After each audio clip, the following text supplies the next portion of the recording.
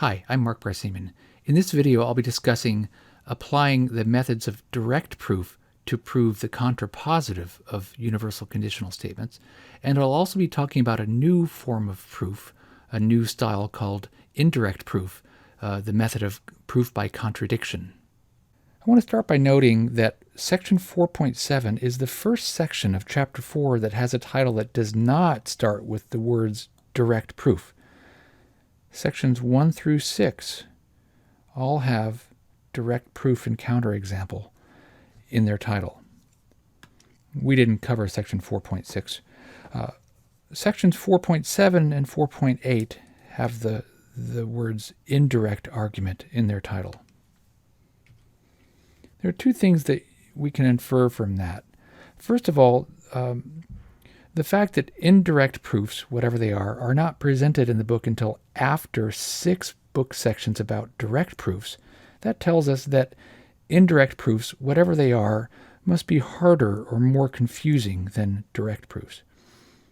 And also from the fact that there are 6 book sections about direct proofs and only 2 sections about indirect proofs, that tells us that indirect proofs, whatever they are, must not be needed as often as direct proofs. This should say direct proofs. Now, I'll also add that I've found that students often use indirect proofs in situations where an indirect proof is not appropriate. And the results are always confusing and they're incorrect proofs. One of my colleagues has an opinion about why this happens. He thinks that students are often confused about the mathematical statements they're being asked to prove, and students are also often confused about how indirect proofs work. And he thinks that perhaps students think that maybe the proof structure that they don't understand must be the proof structure that's needed to prove some statement that they don't understand. That if they're confused about both those things, maybe they go together. It doesn't help that in math books, indirect proofs are often used in places where a direct proof would be simpler and clearer. That makes these proofs much harder to read. Even in our book, which is very well written, I find that indirect proofs are overused. And for instance, I feel that many of the Section 4.7 examples that use indirect proofs and in the exercises that ask the students to use indirect proofs, those examples and exercises can be more simply done, more clearly done with direct proofs. That means that the student reading our book might get the wrong idea about how often indirect proofs are actually needed. In this video, I'll focus on 2 things: teaching you methods of indirect proof, and also pointing out situations where indirect proofs are used or suggested, but direct proofs would be better. Both of these things will make you a better writer of proofs, and they'll also help you be a better and more critical reader of proofs. I'll begin by doing some examples where the proof methods that we already know will work just fine. This serves 2 purposes. It'll give us a chance to review our current proof methods, and then later we'll revisit these examples and write indirect proofs, and we'll see how much more confusing and how unnecessary the indirect proof structure is in situations like that where a direct proof is possible. So let's review the method of generalizing from a generic particular element. Remember that it's used to prove a universal statement for all x in the domain Q of x, and the structure is this. You start by saying, suppose that x is in the domain, a generic particular element, and then you have a bunch of steps, and you end with, therefore Q of x. So whatever the predicate is shows up as the very last statement. Whatever the domain is shows up in the statement of the first statement of the proof. Here's our first example then. Prove that there is no least positive rational number. It's book problem 4.7, number 7. In the book, they tell the student to prove this using the method of contradiction. I'm doing this as our first example because we haven't learned the method of contradiction, and the method of contradiction is not the best method to use to prove this statement. So I want to use this as our first example to show how our existing proof methods are good in a lot of cases where it's common for people to use more difficult proof methods. So we're going to prove this using our existing proof methods. First thing we need to do is rewrite the statement in a form that will make it clearer how to build the proof. So let's give our statement a name. Let's rewrite it in a different form and then write it formally. So our statement's going to be called S.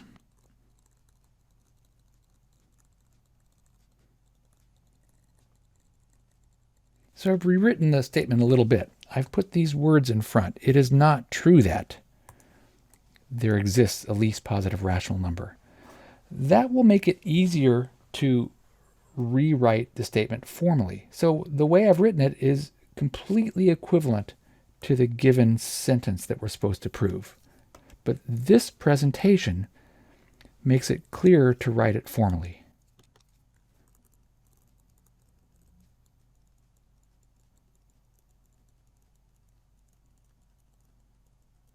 So our words, it is not true that, they get translated into this negation symbol. And then the statement, there does exist a least positive rational number, gets translated this way. It would mean that there exists some positive rational number R such that for all positive rational numbers Q, R is less than or equal to Q. So the green statement here is the statement that there is a least positive rational number. We park the negation in front of it, and we now have there the formal statement that there does not exist a least positive rational number. Now that's the thing that we're supposed to prove. It turns out that it's a little bit easier to structure a proof if we rewrite this so the negation is moved to the right. We've had this come up before in the course. Here's a case where it really makes a difference. So I'm going to move the quantifier to the right. When I move the quantifier past that first existential statement, it switches to a universal statement.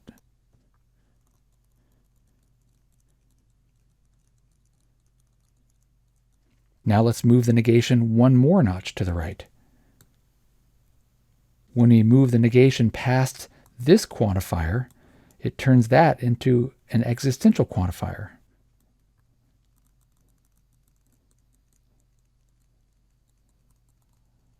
So finally we have the negation parked in front of this little predicate. So now let's rewrite this one last time using this negation on that predicate.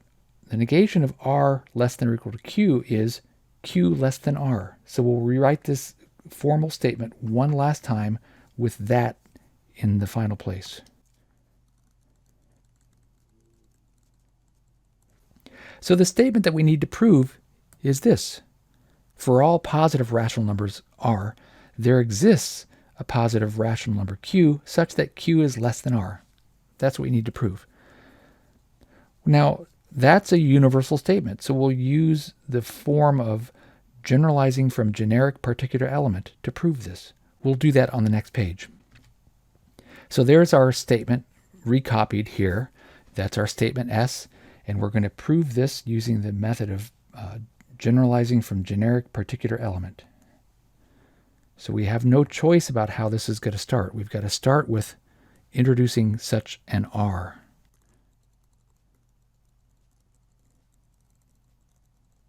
And we know how this has to end. It's got to end with the predicate.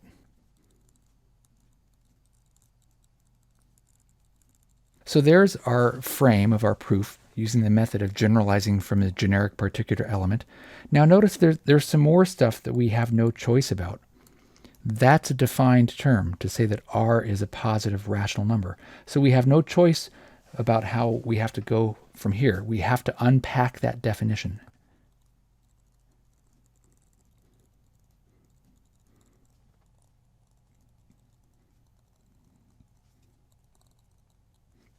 Now, we need to end with this. We need to end with a rational number Q that satisfies this.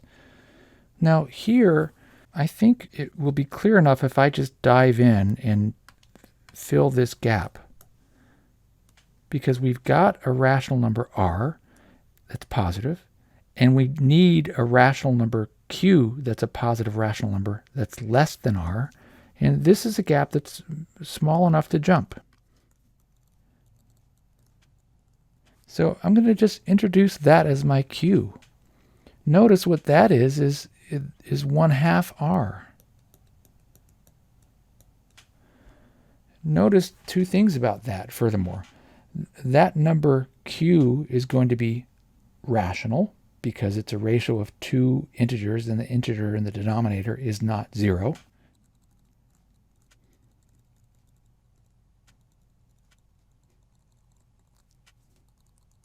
Furthermore, q is positive. And furthermore, q is less than r because it's 1/2 r and r is a positive number. So we've bridged that gap. This blue statement is actually statement 4. The justification for statement 4 is simply by statement 3. So see, this is a very short proof.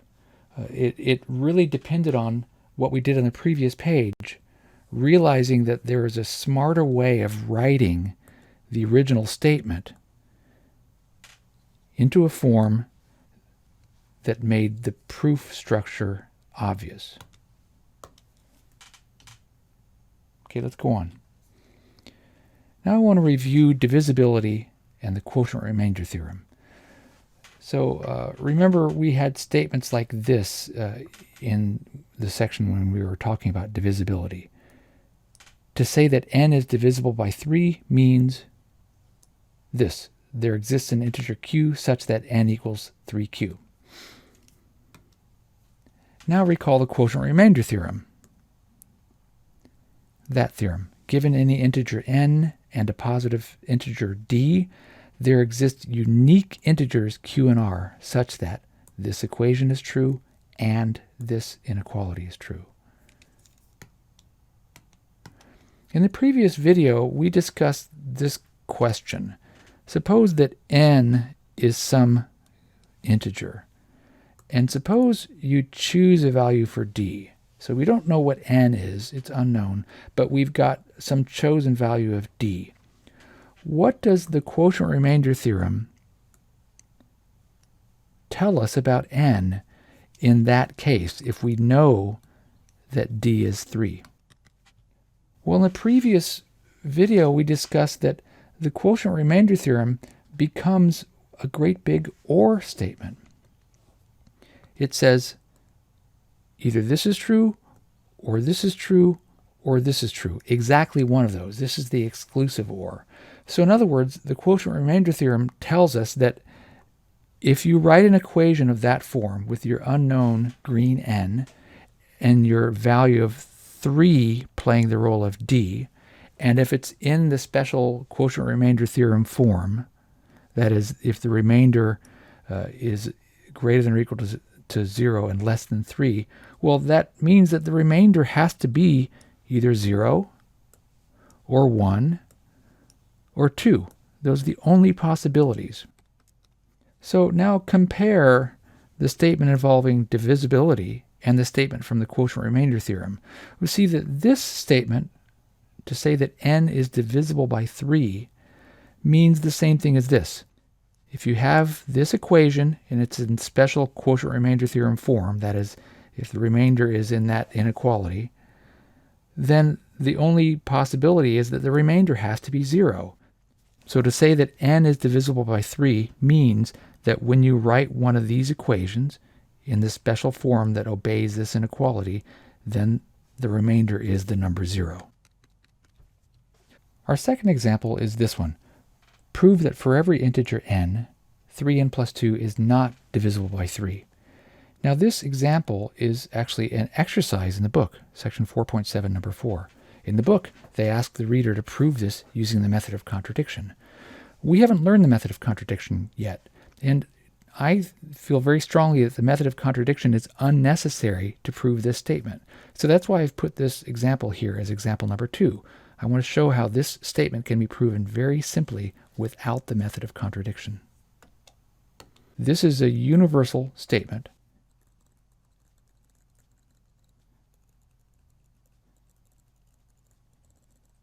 There's the formal version of the same statement. And so let's prove this. Let's use the proof structure of generalizing from a generic particular element. We have no choice about how this proof will begin and how it will end.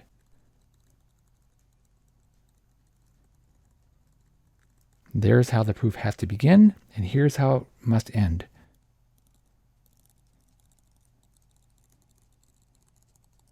So how do we bridge this gap? Well, it will help if we introduce a name for this quantity, 3n plus 2. I'm going to do this in a color-coded way.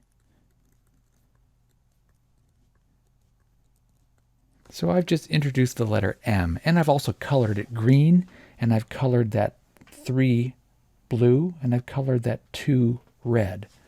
Now notice about this equation here. It's in that special form, the quotient remainder form.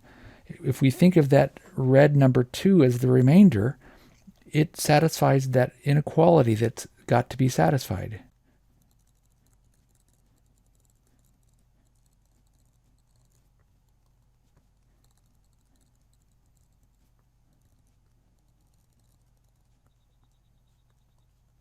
So this equation is of the form m equals dq plus r, where d is the number 3 and r is the number 2, and it satisfies the requirement that 0 is less than or equal to r, which is less than d.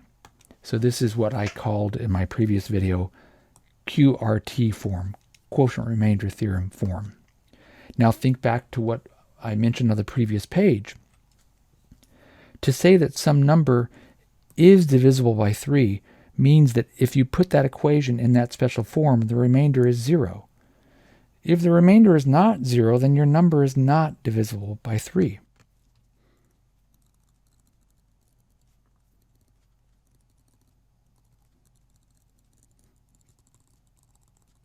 And so our last statement of the proof that we knew had to be there is our statement 3.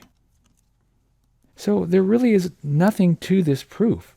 To prove that this is true for every integer n, 3n plus 2 is not divisible by 3, merely requires that you pay attention to the thing that we're looking at and realize that it's of a form that is telling us our answer. There's nothing to do here except realize this thing that we realized before, that the idea of divisibility is related to the idea of what's the remainder when you use the quotient remainder theorem.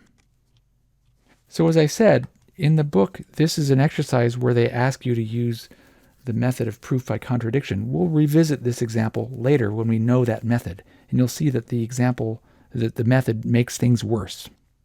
Now I want to review the method of direct proof. Remember that if you take that method we use of generalizing from a generic particular element and you use it to prove a universal conditional statement, the resulting structure is called the method of direct proof. So if you want to prove one of these things for all x in the domain, if p of x, then q of x, and you apply this method of generalizing from a generic particular element, you get this structure. And that's called the method of direct proof. Now I want to discuss the idea of proving the contrapositive. Recall that a conditional statement is logically equivalent to its contrapositive. So this statement, if p then q, is logically equivalent to this statement, if not q then not p. The same thing holds for universal conditional statements. They're logically equivalent to their contrapositives. So this statement, for all x in D, if p of x, then q of x, that's logically equivalent to this statement. For all x in D, if not q of x, then not p of x. Well, in many situations, it's possible to prove a universal conditional statement S very simply by just simply proving the contrapositive of S. Since the contrapositive of S is a universal conditional statement, the proof structure will be direct proof. So, for example, example 3 is prove this. For all integers n, if n squared is odd, then n is odd. This is actually a book exercise. Well, our job is to prove that. It turns out that it's very easy to prove the contrapositive. So we should write down the contrapositive of S.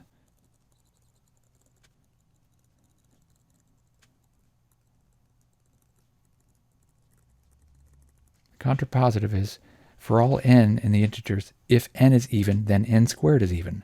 So let's prove this with a direct proof. So the proof structure is clear. We have to start by saying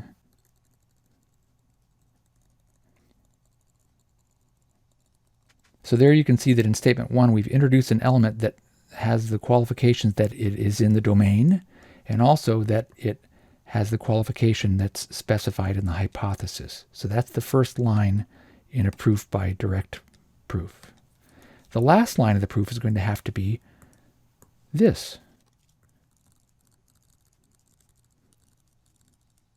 All right, that's the frame that we have to use. Now notice there's other stuff that we have to use as well. There's a defined term in the first statement. So we have no choice as to what's going to have to go on in the second statement. We have to unpack that definition.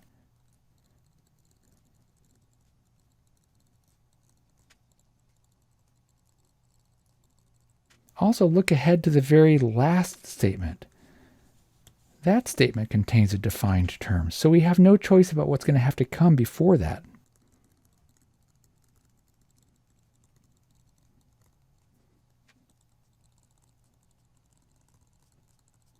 So you see that because this last statement has that phrase in it, n squared is even, that statement has to be preceded by this statement.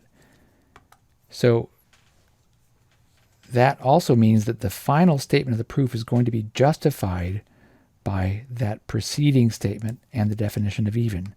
So we use the definition of even twice in the proof.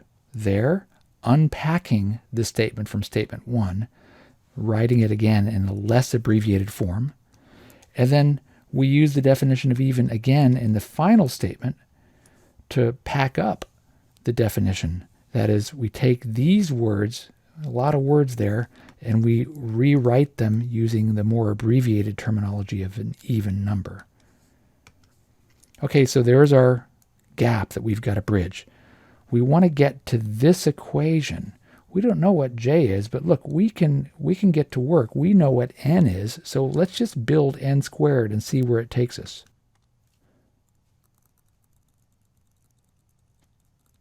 So look where we have gotten to. We've gotten to n squared equals 4k squared. Well, we want to get to here. We want to say that n squared equals 2j.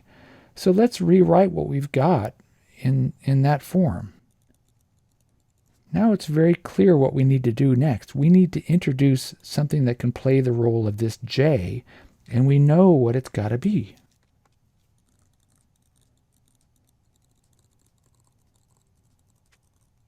So there's our j, and look, we're ready to wrap this up. Our black statement can be statement 5, and our blue statement can be statement 6. And that's the end of the proof. Let's do one more example. Let's prove this statement S. There's a typo here. This should say for all n in the integers. Well, we're going to prove this by proving the contrapositive as well. So let's write the contrapositive of S.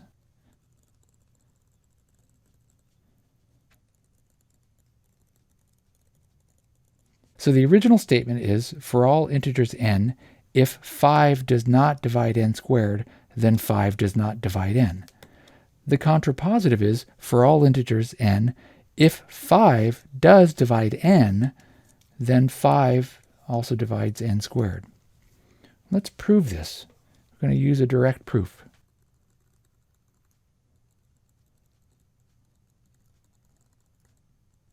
That's how the proof has to begin, and the way it's going to have to end is this. So that's the inevitable frame. Now let's think about what else is inevitable. Statement 1 has a defined expression in it. 5 divides n. So we have no choice but to follow that up with this statement.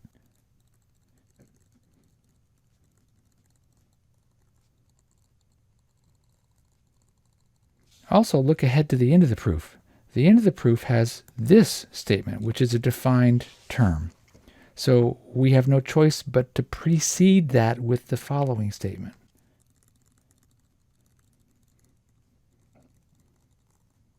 And when we have that statement there, we know what's going to have to be the justification for the final statement. So there's the gap that we've got to fill. We want to have an equation that says n squared equals 5j. Oh, look, well, we've got an n there we can use. We don't know what j is, but we know what n is. So let's just start building by building n squared.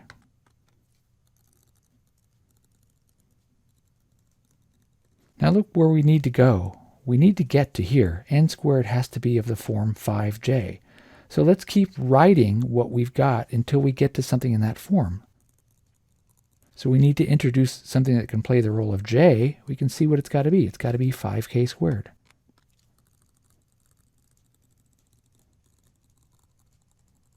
So we're ready to wrap this up. The black statement is statement 5. The blue statement is statement 6. So that's a proof of the contrapositive of S.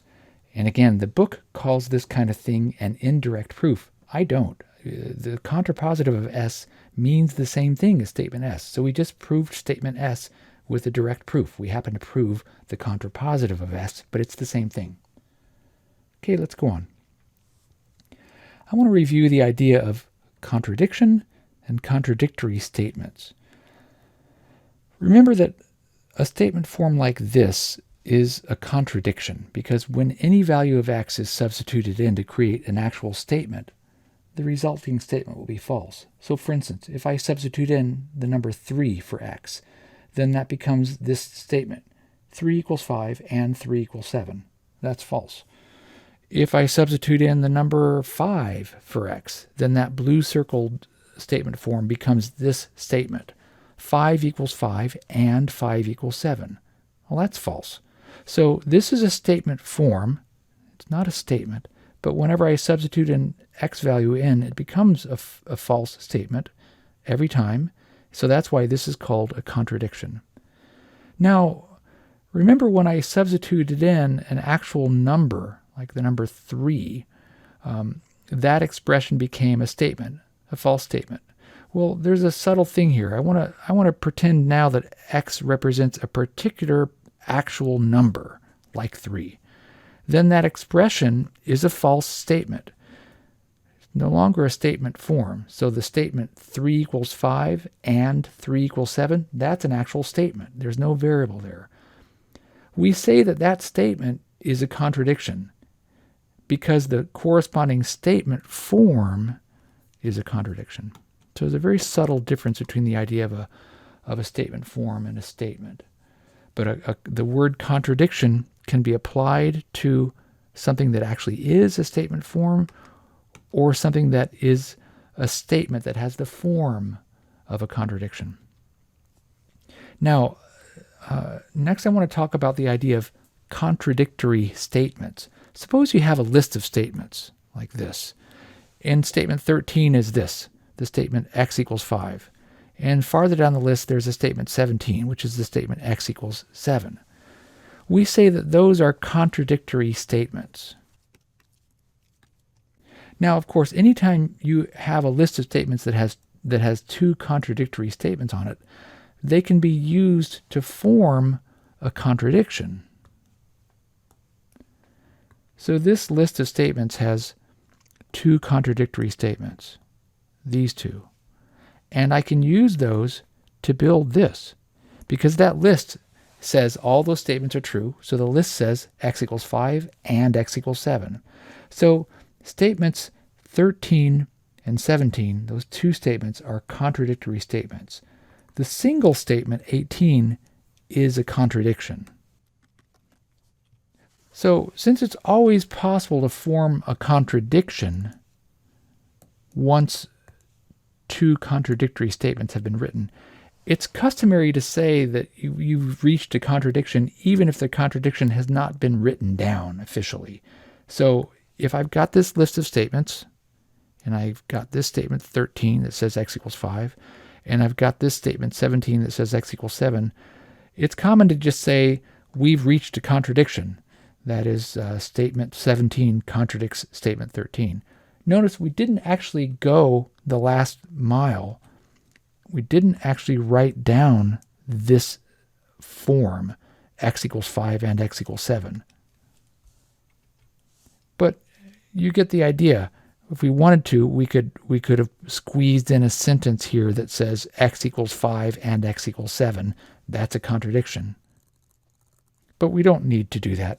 The common usage is to, if you get to a point in a proof where you have contradictory statements, you just say we've reached a contradiction. But it's good to say clearly what the contradictory statements are. Now I want to discuss, finally, the method of proof by contradiction. We'll start by recalling the rules of inference from Chapter 2. These are valid argument forms. One of them was this one, called the Contradiction Rule. I'm going to write it a little bit bigger. Now, what is that actually saying? Remember, it was mentioned briefly in Chapter 2 that the letter C denotes a contradiction. In other words, a statement form that's always false. Or a statement that has the form of a contradiction.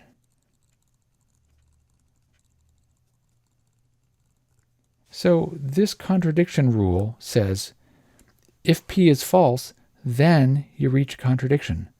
Therefore, P must be true. That's a little bit weird to say. So I'd like to confirm that this really is a valid argument form. Remember how we do that. We use a truth table. So I want to use a truth table to verify that the contradiction rule really is a valid argument form. So there's a table that we can use. I'm going to add another column here. So there's my new column. Now let's recall the contradiction rule. Let's write it over here on the side.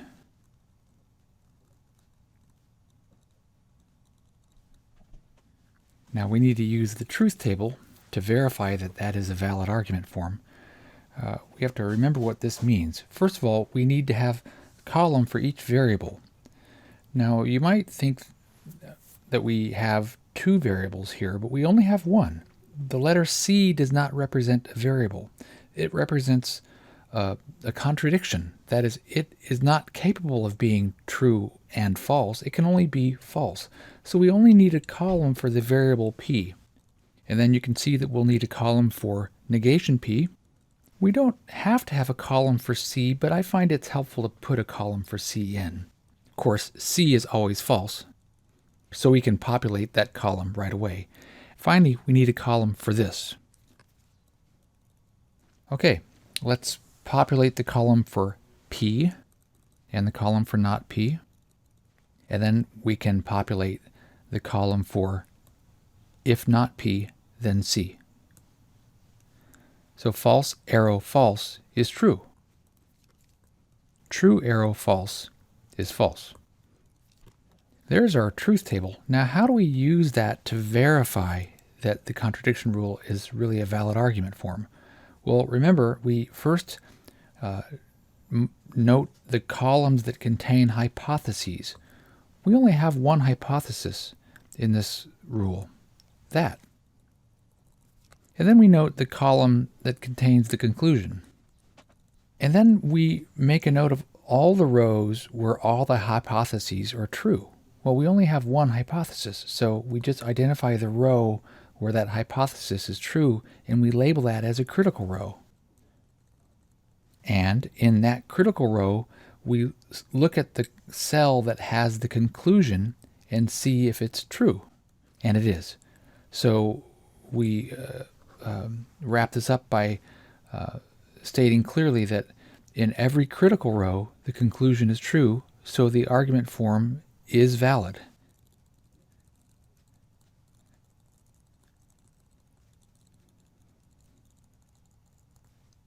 So this contradiction rule is a valid argument form. What can we do with it? Well, the contradiction rule can be used to build a new kind of proof structure called the method of contradiction. It goes like this. If we want to prove a statement called P, in statement 1 of the proof, we assume that P is false. That is, we assume that negation of P is true. And we have to write out negation of P clearly. And so this is an assumption. And then we have some steps here. And we reach somehow a contradiction. So what we've got so far in these steps is equivalent to, in this contradiction rule, this hypothesis. If P is false, then we reach a contradiction. Well, in this contradiction rule, if you have that hypothesis, then you can just simply say, therefore, P is true.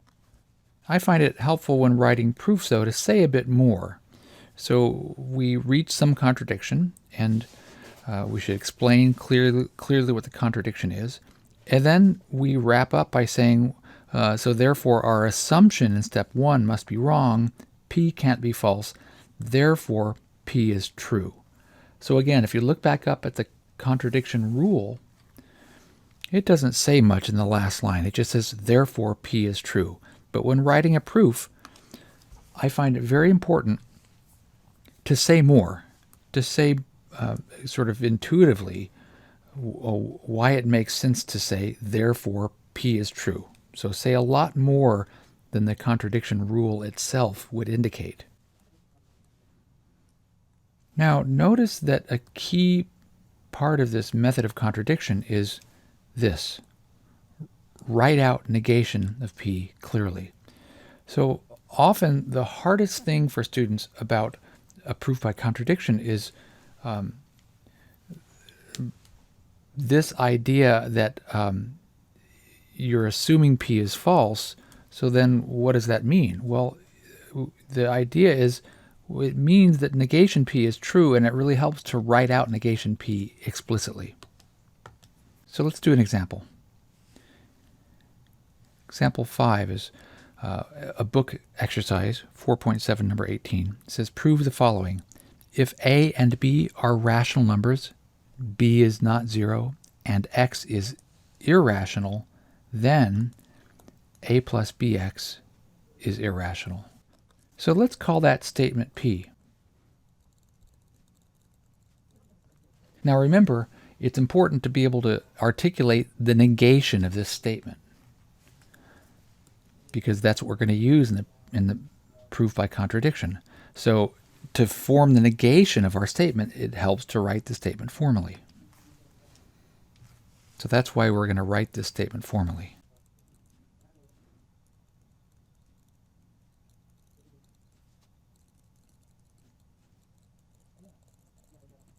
Notice that when I wrote this statement formally, I did not write it as a universal conditional statement. I just wrote it as a universal statement. So all of the stuff in the hypothesis, if A and B are rational numbers, B is not 0, and X is irrational, all of those can be in the description of the domain. A is a rational number. B is a rational number that's not 0. Remember, this symbol stands for non-zero rational numbers. And X is irrational. So again, all of the stuff that's described in the hypothesis is taken care of by the description of the domain.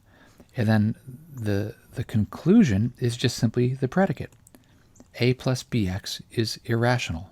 So that's the statement we're trying to prove, but we're going to use a proof by contradiction, so we really want to have the negation of that statement written clearly. Now let's start by just copying this whole statement down and putting a negation in front of it.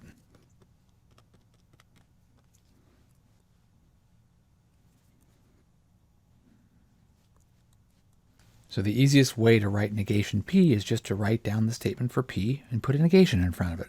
But that's not the clearest form in terms of using it for a proof. What we want to do is we want to move the quantifier to the right as far as possible. When we move the negation symbol past this universal quantifier, it turns it into an existential quantifier.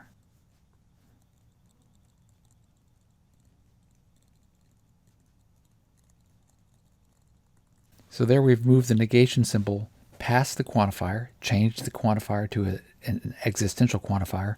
Now the negation is parked in front of this predicate. So we need to negate that predicate.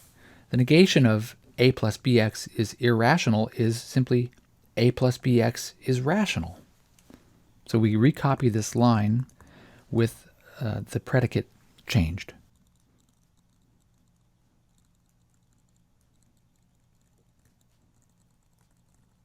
So this is all done before starting the proof. This is the preparation for the proof. We write down the statement P formally. We write down the negation of P formally.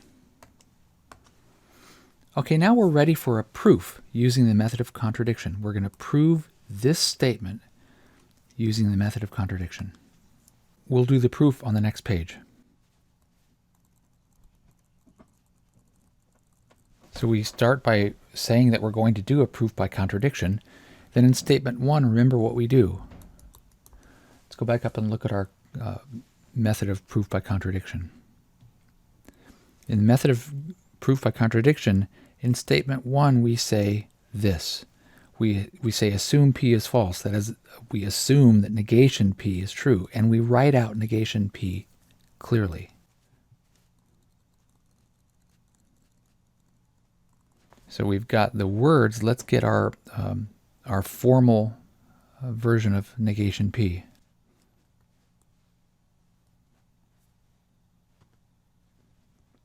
All right, what's next? Well, we have to reach some kind of contradiction. So it might seem kind of mysterious. How on earth do we know where to go? Well, we don't always know where to go with contradiction proofs. That's part of what makes them confusing. But we do know that there are some things that we have to do. There is a defined term. A is an element of the rational numbers. So we have no choice about what has to happen from that.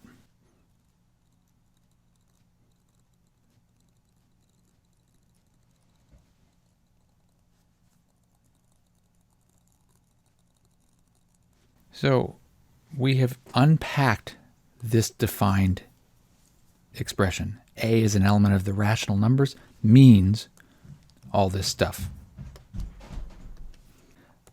There's another defined expression. B is an element of the non-zero rational numbers. So we have to unpack that.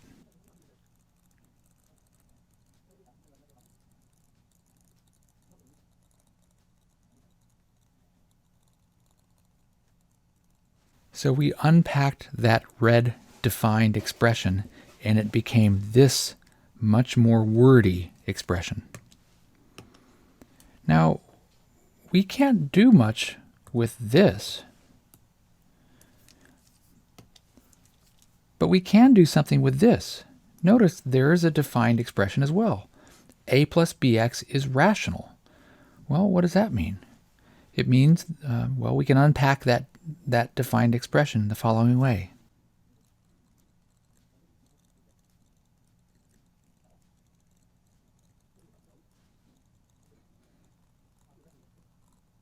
So, look, all three of those steps we had no choice about. They're inevitable. Now, what can we do next? We would like to reach a contradiction. Well, the key is that we have a way of writing the letter A that way. We have a way of writing the letter B that way. Let's substitute those into this expression.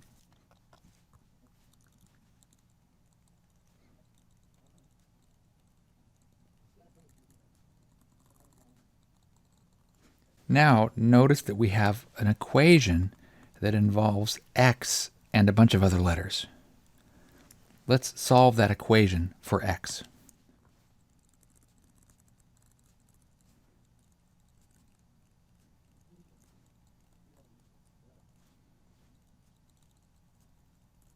So in the first step, we just simply added j over k to both sides.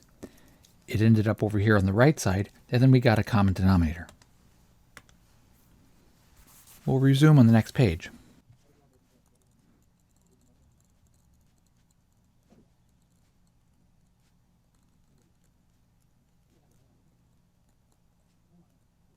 Now look what we've got. We've got an equation that has x on the left side and this stuff on the right. Look, that's a ratio of integers, and the denominator is a non-zero integer.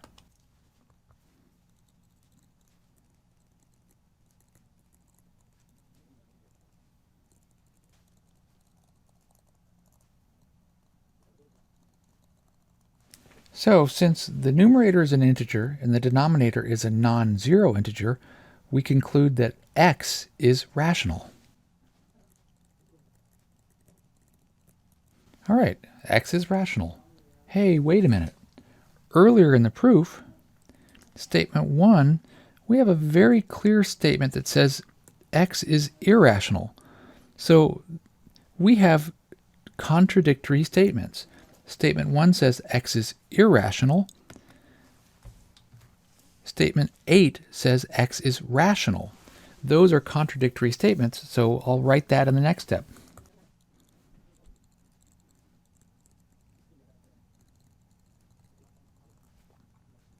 So we're ready to wrap this up.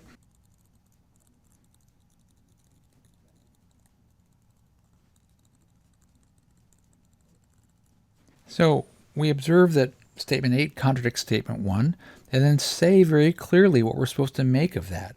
That tells us that our assumption in step 1 was wrong. Well, wait a minute. How do we know that that's the thing that was wrong? Well, because every other step in the proof was justified. All of these steps here had valid justifications. The only thing that we did that was not justified was statement 1. We just said assume that P is false. So if we reach a contradiction, it must be that that was the step that was wrong. And so we say very clearly that assumption was wrong. P cannot be false, so P must be true. That's the end of the proof. So that's our first and best example of a proof by contradiction that was necessary. We proved this statement using the method of contradiction. Now let's do another example. In this example, I want to prove that there is no least positive integer. This is book exercise 4.7, number 7. Now, this statement we proved in example 1 without the method of contradiction. It was a very short proof. So it's possible to prove this statement in just a couple of lines without the method of contradiction. Well, let's do what the book wants us to do, that is use the method of contradiction to prove this.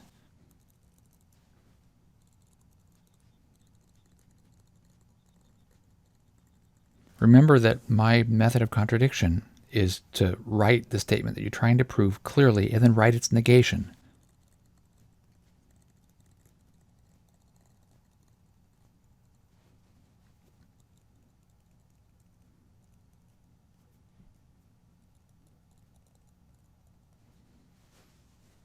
Okay, so we are going to prove statement P by method of contradiction.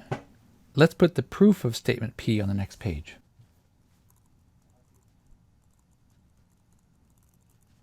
So we state very clearly that we're going to be proving P by the method of contradiction. And we start by saying assume P is false. That is, assume that negation P is true. Now I'm going to write out negation P informally.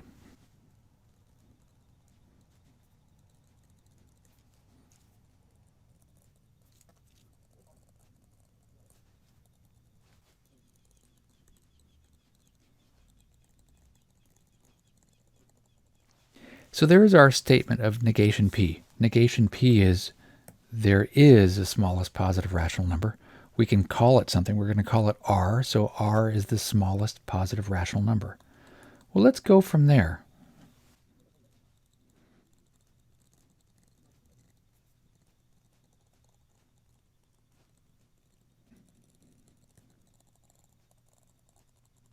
All right. So we can unpack this defined expression, positive rational number, and it unpacks to this. There exist positive integers m and n such that r equals m over n. Now let's introduce another number. We're going to let q equal m over 2n. Notice that the numerator is a positive integer and the denominator is a positive integer.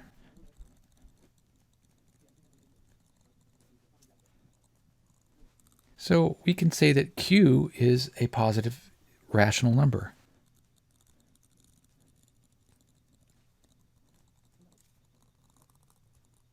Also notice that q is less than r.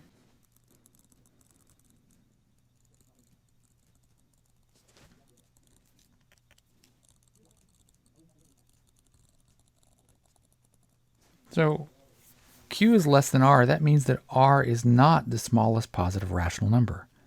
Well, wait a second. Up here we have a statement that says r is the smallest positive rational number. Down here we have a statement that says r is not the smallest positive rational number. So we wrap this up by pointing out the contradiction and making a conclusion.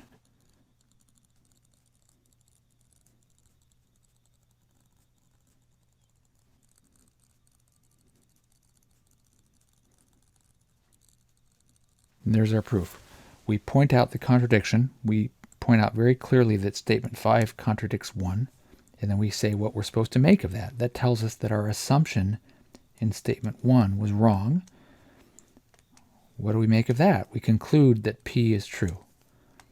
So that's not terribly hard, but it is confusing because in your head you've got this. R is the smallest positive rational number. You know that doesn't sound right. It doesn't seem like it's possible. And then somehow, down here, now you're saying R is not the smallest positive rational number.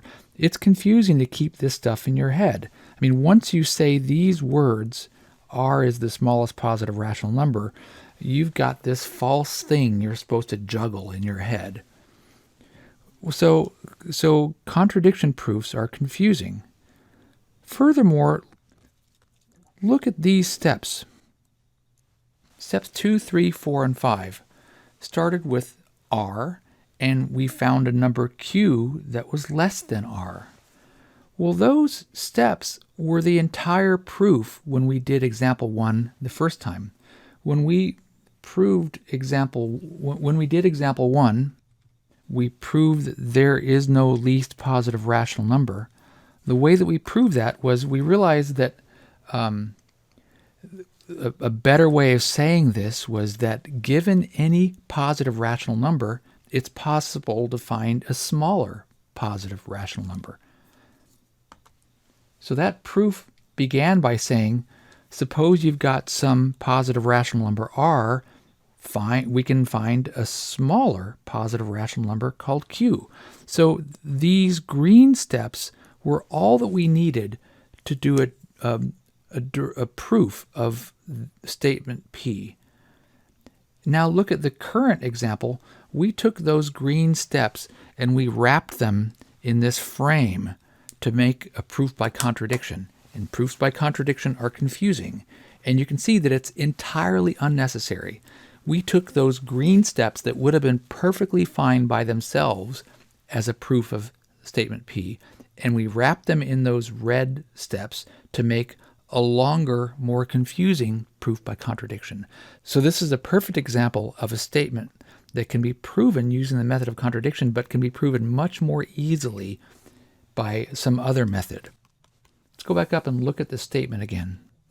Here's the statement that we're being asked to prove, and I said this is a book exercise, 4.7, number 7. In our book, they say prove this statement using the method of contradiction, and that is terrible advice.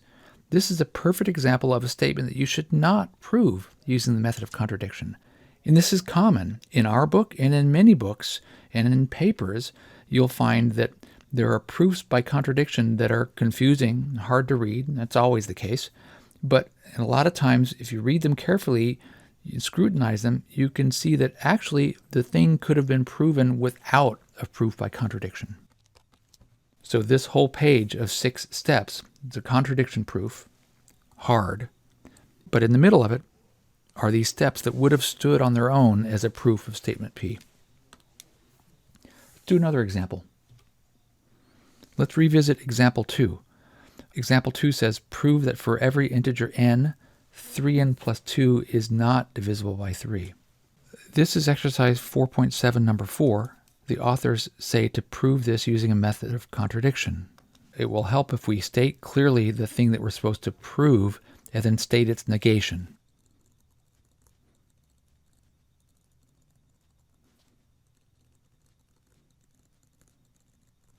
All right, now let's do the proof by contradiction.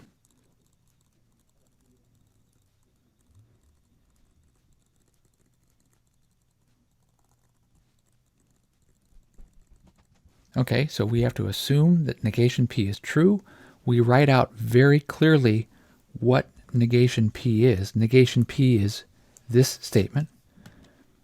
Well, where do we have to go from here? Well, I don't know. I mean, we have to reach some kind of contradiction. There's not much to go on there, except, look, we have a defined expression. 3n plus 2 is divisible by 3. We have to unpack that defined expression.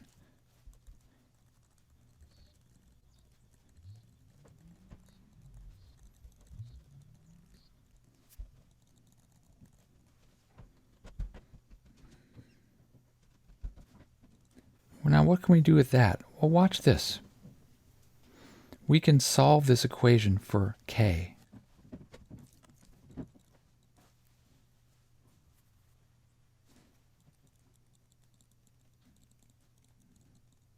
And we end up with this equation that says k equals n plus 2/3. And from that we can see that k is not an integer. Wait a second. Up here we have the statement that says k is an integer, and now we have a statement that says k is not an integer.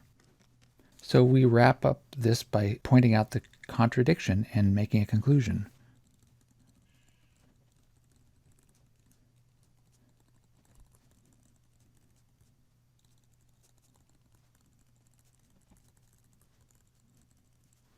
That's the end of the proof. So there's the proof structure of a proof by contradiction. We assume that P was false, and we show that we reach a contradiction, and we write our conclusion. Well, what's wrong with this? Well, again, this is confusing because you have an idea from the beginning that this is correct. And you have an idea that this is incorrect. To say that 3n plus 2 is divisible by 3, that just doesn't seem right. But you have to say it. You have to say that 3n plus 2 is divisible by 3. So once you say that, things get confusing because you've got this thing in your head that you know can't be right, but you're supposed to pretend it's true. And so then you've got these steps and you reach a contradiction, so there's some more confusion. But it works. We've got this proof that P is true. But the thing is, remember, this was our example 2 at the beginning of this video. We proved this statement in basically one line because we observed that the form of this expression tells us that it's not divisible by 3. In that proof, we observed that this is in special quotient remainder theorem form. The remainder is not 0, and so this expression is not divisible by 3. That's all there was to the proof. So this proof by contradiction is much harder than that. Let's do one more example. Proving the contrapositive versus proving by contradiction. So let's revisit our example 3. In example 3, the objective was to prove this statement S. We're supposed to prove this statement S by method of contradiction. So let's build negation of statement S.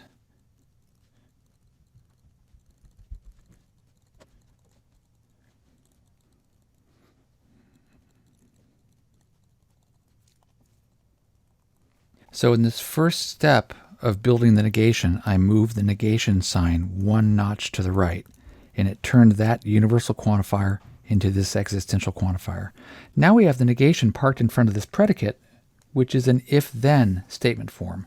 Now remember that the negation of an if-then statement form is an and statement form.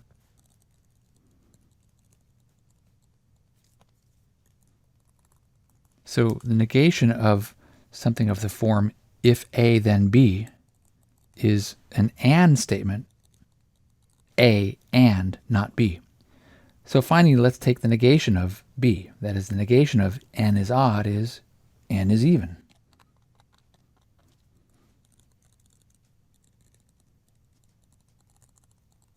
So that's negation S. Now let's do the proof of S using the method of contradiction. We'll start on the next page.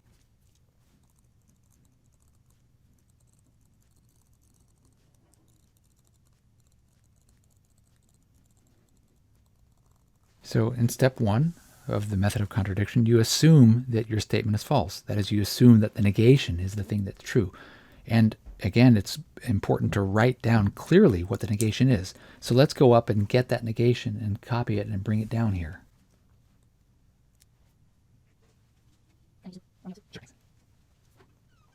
So there's our negation. So let's go from there. So statement 2 is to go from statement 1 and just pull out part of what statement 1 says. Statement 1 says there exists an integer n such that n squared is odd and n is even. So let's let n be an integer that does that.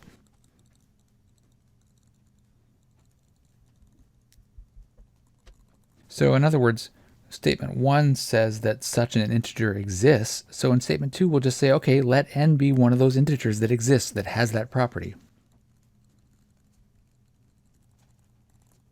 All right. Now I'm going to pull out part of what was said in statement 2 and use it for statement 3.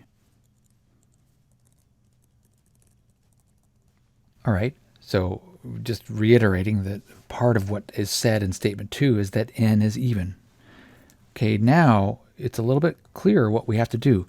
That's a defined term.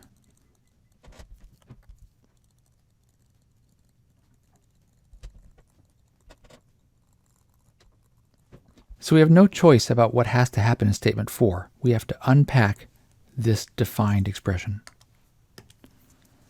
Now look what we can do.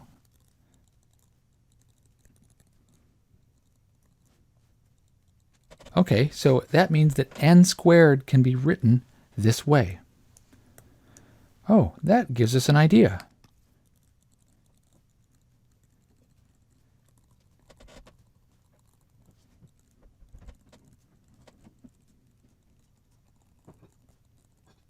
So, in statement 5, we found that n squared is expressible as n squared equals 2 times the quantity 2k squared. In statement 6, we let j equal that quantity 2k squared. We observed that j is an integer and that n squared equals 2j. And so we can pack that up into this statement, n squared is even. So we use the definition of even to pack that up. Now, wait a second. We have this statement here that says n squared is even, but up here we have a statement that says n squared is odd. So we have contradictory statements. So we wrap this up by pointing out that contradiction and making our conclusion.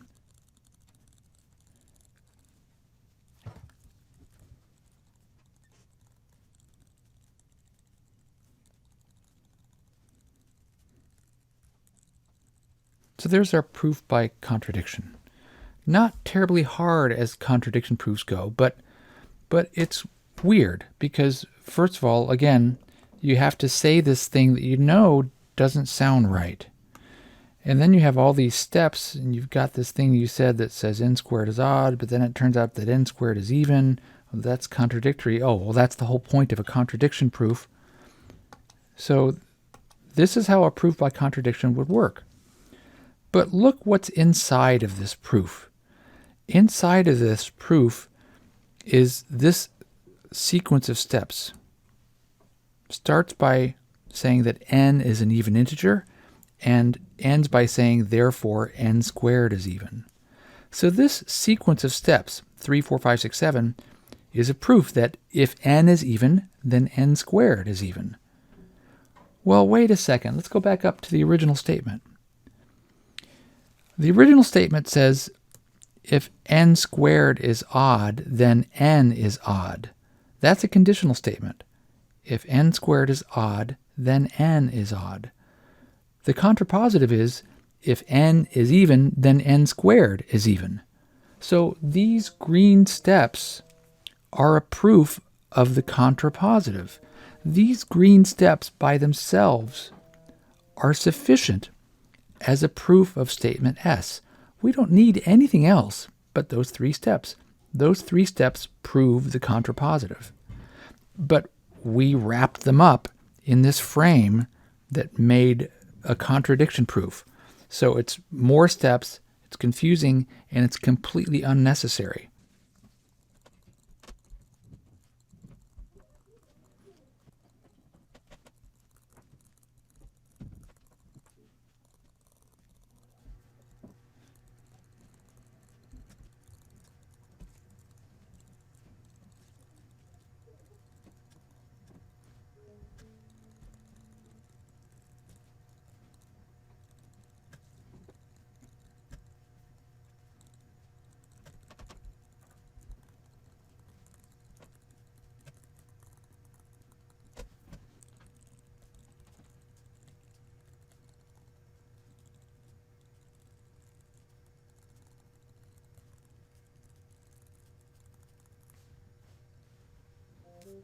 Okay, so to reiterate, this proof by contradiction is 8 statements long.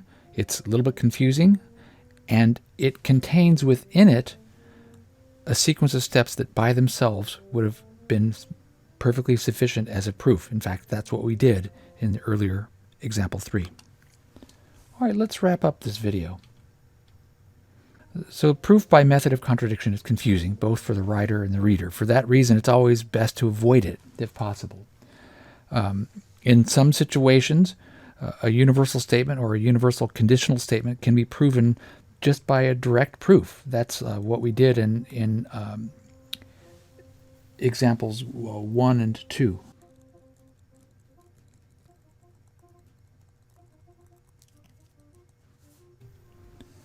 And in many situations, a universal conditional statement, this should say if P then Q, for all x and d, if P of x then Q of x. In many situations, that kind of universal conditional statement can be proved using the method of direct proof to prove the contrapositive.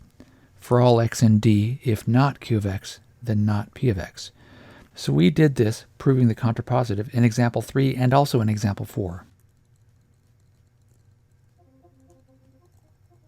Now, our book calls this idea of proving the contrapositive an indirect proof, but I think that's really not a good idea, because the contrapositive is logically equivalent to the original conditional statement. So proving the contrapositive is the same thing as proving the original statement. So there's nothing indirect about it. It just relies on you having good eyes and noticing that the contrapositive is logically equivalent to the original statement. But there are definitely instances where a proof by contradiction is the best method. It's the method you have to use. And proofs by contradiction are confusing to write and confusing to read, so it's important to make them as clear as possible. Now, we did a proof by contradiction in example 5. And that was not our only proof by contradiction. We did 3 more proofs by contradiction, but those were proofs that really were not clear. They were not as clear as they could be. They're sort of bad examples because they're examples where it's better to not use the method of proof by contradiction. And that's the end of the video. Thank you.